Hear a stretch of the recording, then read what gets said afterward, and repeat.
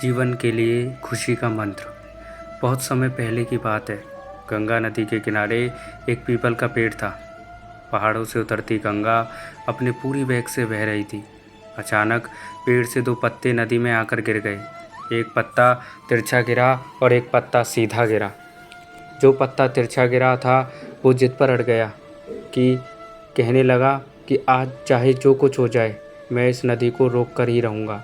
चाहे मेरे प्राण ही क्यों न चले जाएं, मैं इसे आगे नहीं बढ़ने दूंगा। वह पत्ता ज़ोर ज़ोर से चिल्लाने लगा कि रुक जा गंगा, मैं तुझे आगे नहीं जाने दूंगा।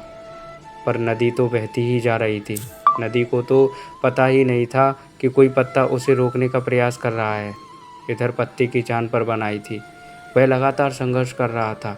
वो पत्ता नहीं जानता था कि बिना लड़े भी वही जाना था जहाँ थककर और हार कर पहुँचेगा। परंतु अब और तब के बीच का समय उसके लिए दुख और संताप का समय बन चुका था। वहीं जो दूसरा पत्ता था, जो कि सीधा गिरा था, वो नदी के प्रवाह के साथ बड़े मज़े से बहता जा रहा था और कह रहा था कि चल गंगा, आज मैं तुझे तेरी मंजिल तक पहुंचाऊंगा। चाहे जो हो जाए, मैं तेरे मार्ग में कोई भी अवरोध नहीं आने दूंगा। नदी को इस पत्ते के बारे में भी कुछ नहीं पता था। वह तो अपने धुन में सागर की ओर बहती जा रही थी, लेकिन यह पत्ता खुश और आनंदित था, क्योंकि उसे तो लग रहा था कि मैं ही नदी को अपने साथ बहाए ले जा रहा हूँ। तिरछे पत्ते की तरह सीधे पत्ते को भी यह नहीं पता था कि चाहे वो नदी का साथ दे या नदी नहीं दे, नदी तो वहीं पहुँचेगी जहाँ उसे जाना है।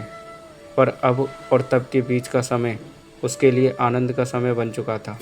जो पत्ता नदी से लड़ रहा था, उसकी जीत का कोई उपाय नहीं था, और जो पत्ता नदी के साथ बहता जा रहा था, उसकी हार का कोई उपाय नहीं था।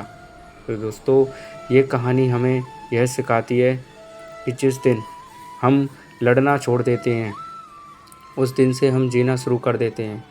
अब लड़ना छोड़ देने का अर्थ यह नहीं है कि आप सपने ना देखें या उसके लिए मेहनत करना बंद कर दें, बल्कि लड़ना छोड़ देने का अर्थ यह है कि आप उन चीज़ों की बदलने की कोशिश ना करें जो आपके हाथ में बिल्कुल भी नहीं है। यही खुश रहने का मूल मंत्र है। दूसरों को बदलने में अपना जीवन बिल्कुल भी बर्बाद ना करें, बल्कि जितना हो सके अपने आप पर काम करें, अपने आप को बदलें। तो दोस्तों, कहानी कैसी लगी कमेंट करके ज़रूर बताएं। अच्छी लगी तो लाइक और शेयर ज़रूर करें और चैनल को सब्सक्राइब ज़रूर कर लें। दोस्तों, कहानी सुनने के लिए बहुत बहुत धन्यवाद।